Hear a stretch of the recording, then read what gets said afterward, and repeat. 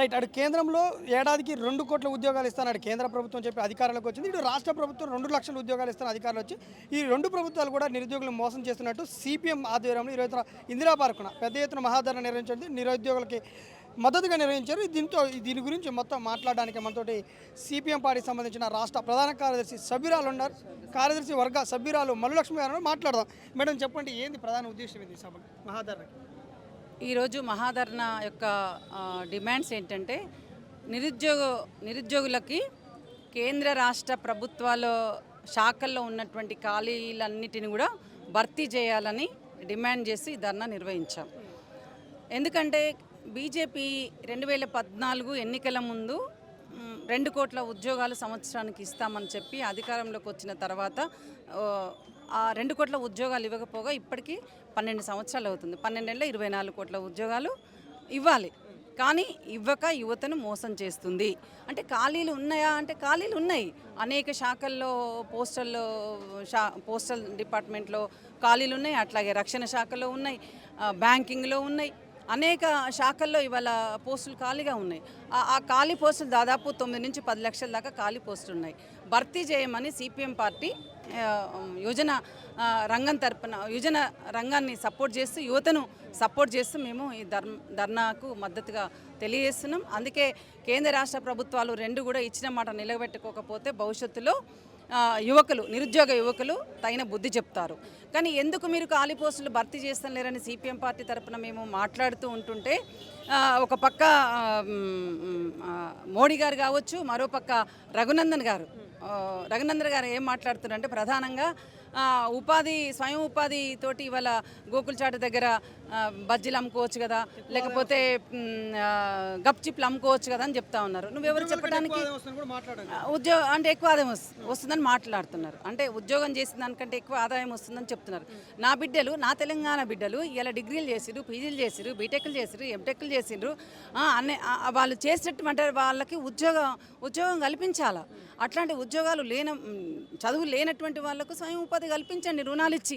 అట్లా యూత్ హర్షిస్తారు. కానీ ఇవాళ ఏ శాఖల్లో కూడా పోస్టులు నింపకుండా ఇవాళ యువత జీవితాలతో ఆడటం అనేది సమంజసం కాదు. ఇప్పటికైనా మీరు ఏవైతే వాగ్దానం చేశారో ఆ వాగ్దానాల్ని నిలబెట్టుకోవాలని బీజేపీ ప్రభుత్వాన్ని ప్రశ్నిస్తున్నాం. అట్లాగే కాంగ్రెస్ గవర్నమెంట్ కూడా ఏం చెప్పింది? కాంగ్రెస్ గవర్నమెంట్ కూడా ఎన్నికల ముందు రేవంత్ రెడ్డి గారు మేము 2 లక్షల ఉద్యోగాలు ఇస్తాం సంవత్సరానికి అని చెప్పిండు. మేము అధికారంలోకి వచ్చిన తర్వాత ఫస్ట్ సంవత్సరమే 2 లక్షల ఉద్యోగాలు ఇస్తామని చెప్పిండు. ఇచ్చిన మాట నిలబెట్టుకోలేదు. పైగా నేను 70,000 ఉద్యోగాలు ఇచ్చిన అని చెప్తున్నాడు. ఎక్కడిచ్చిన 70,000 ఉద్యోగాలు? ఇవాళ గత బీఆర్ఎస్ ప్రభుత్వము ఎన్నికల నోటిఫికేషన్ ఇచ్చి వాళ్ళు నియామకాలు ఇచ్చే ముందు ఎన్నికలు వచ్చిన తర్వాత ఇవి అన్ని కలుపుకొని 70,000 పోస్టులు భర్తీ చేసినావు. మరి 2 లక్షల ఉద్యోగాలు ఎక్కడ భర్తీ చేసినావు? సంవత్సరంలో చేసినావు. 2 లక్షల ఉద్యోగాలు భర్తీ చేయకపోతే తర్వాత పోలీస్ శాఖలో కూడా ఇవాళ చాలా పోస్టులు ఉన్నాయి, 20,000 పోస్టులు ఉన్నాయి. గ్రూప్ 1 కానీ, గ్రూప్ 2 కానీ, గ్రూప్ 3 కానీ, గ్రూప్ 4 కానీ అనేక శాఖల్లో ఖాళీ పోస్టులు ఉన్నాయి. అవి భర్తీ చేయట్లేరు. భర్తీ చేయకపోగా అసెంబ్లీ సాక్షిగా 2014లో బట్టి విక్రమార్క గారు డిప్యూటీ సీఎం గారు ఏం మాట్లాడిండు? మేము 2025 వరకల్లా మేము జాబు క్యాలెండరు మేము ప్రకటిస్తాం, ఇచ్చేస్తాం వాళ్ళకు ఉద్యోగాలు అని చెప్పి ఏ ఒక్కటి కూడా 2025లో ఇవ్వలేదు. ఇప్పుడేమంటుండు 2026కి వచ్చేసరికి నేను 7,000 ఉద్యోగాలు ఇస్తానని చెప్తున్నాడు. మరి ఇచ్చిన మాట నిలబెట్టుకోవాలి. ఎందుకంటే తెలంగాణ బిడ్డలు నీళ్లు నిధులు నియామకాల కోసం వాళ్ళు పోరాటం చేశారు. విద్యార్థి యువకులు మొత్తం కూడా ఆ పోరాటంలో పాల్గొన్నారు. ఆత్మ బలిదానంతో ఇవాళ తెలంగాణ రాష్ట్రం వచ్చింది. బీఆర్ఎస్ కూడా మా కష్టాలు తీస్తారు, మా బతుకుల్లో మార్పులు తీసుకొస్తారు, నిరుద్యోగులకు ఉద్యోగాలు వస్తాయని ఆశపడ్డారు. ఆశ మొత్తం కూడా భంగమైపోయింది. మళ్ళీ నియంతృత్వంగా వ్యవహరిస్తూ ఉన్నారు. వీళ్ళు ఉద్యోగాలు భర్తీ చేయట్లేరని మళ్ళీ కాంగ్రెస్ గవర్నమెంట్ వస్తున్న మా బతుకులు బాగుపడతాయని కాంగ్రెస్ గవర్నమెంట్ని గెలిపిస్తే కాంగ్రెస్ గవర్నమెంట్ కూడా నిరుద్యోగులను మోసం చేస్తుంది. కాబట్టి నోటిఫికేషన్ అడిగి నిరుద్యోగులను పట్టుకొని ఒక రాష్ట్ర ముఖ్యమంత్రి ఎంట్రీని దగ్గర సావండి రోడ్లు ఎవరు ఎక్కమంటున్నారని మాట్లాడుతున్నారు. ఆ భాషను ఎట్లా చూస్తారు? ఆ భాష ఒక సీఎంగా ఉన్నటువంటి వ్యక్తి మాట్లాడిన మాటలు తగదు. అది ఒక కడుపుల నుంచి వాళ్ళు ఆర్థిక ఇబ్బందులు ఎదుర్కొంటే వాళ్ళ కడుపు బాధ, తల్లి యొక్క కడుపు బాధ ఎందుకు తెలుస్తుంది, పిల్లల యొక్క బాధ ఎందుకు తెలుస్తుంది. వాళ్ళ పిల్లల తల్లిదండ్రులు కాయకష్టం చేసి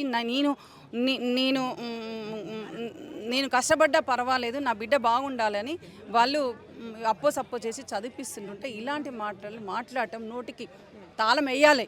ఎవరు వేయాలి? రేవంత్ రెడ్డి గారు అలా మాట్లాడకుండా ఉండాలంటే నిరుద్యోగులు తాళం వేయాలి.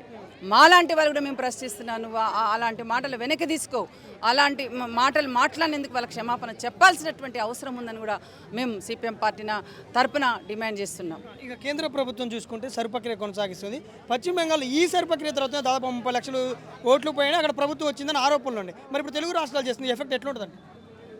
ఇప్పుడు బీజేపీ మొత్తం కూడా వారి రాజకీయ ప్రయోజనం కోసమే ఈ సర్ ప్రక్రియ అనేది మొదలుపెట్టిండ్రు. అనేక రాష్ట్రాలలో ఉత్తరప్రదేశ్ కావచ్చు, రాజస్థాన్ కావచ్చు, తమిళనాడు కావచ్చు, అనేక రాష్ట్రాల్లో సర్ ప్రక్రియ స్టార్ట్ చేసిండ్రు. మొత్తం ఓట్లన్నీ కూడా తీసేసిండ్రు. ప్రధానంగా ఎవరు ఓట్లు తీసేస్తున్నారు?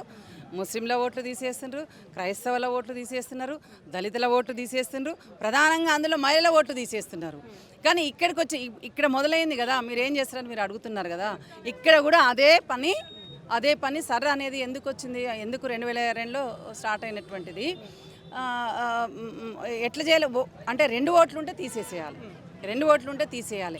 ఇక్కడ లేకుంటే ఎక్కడో ఉంటే వాళ్ళ ఓటు తీసేయాలి, చనిపోతే ఓటు తీసేయాలి. కానీ బతుకున్నటువంటి ఉన్న వాళ్ళని కూడా సర్ పేరుతో ఓటు తొలగిస్తారు.